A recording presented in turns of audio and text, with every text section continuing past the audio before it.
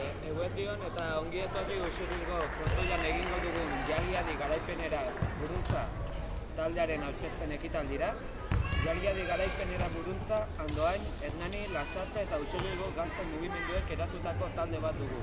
Eskualdeko gazten arteko harremana bultzatzeko asmoa. Bestalde, aurten betetzen dira 500 urte Nafarroako erresuma konkistatu zutenetik.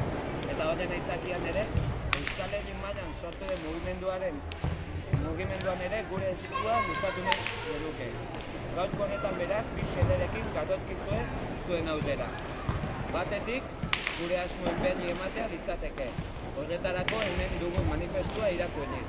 Eta bestalde, lau herrien arteko elkarteratzea eta harremana bultzatzeko beti ere gure helburuan zentratuta hilaren 24an egingo dugun irteeraren berri ematea. Aurten 500 urte betetzen dira Gaztelako tropek Nafarroa erreinua konkistatu zutela. Eta ospatzeko inongo intentziorik ez dugun arren, bai gogoratzekoa. Bai baitakigu gaur egun gure Euskal Herriak hartzen dituen lurretan, independente izan zen lurralde batek bere burujabetza galdu zuela behin betirako. Eta guk Honen harira, martxoaren 24an irteera bat burutuko dugu lau herrietako gazteek Amaiur aldera.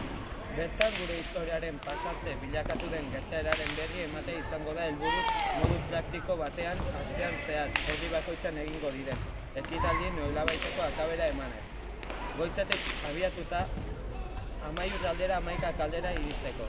Bertan batailaren berri emango dugu gaztelua zenaren inguruan hurbiletik ikusteko bertan zen gertatu zen.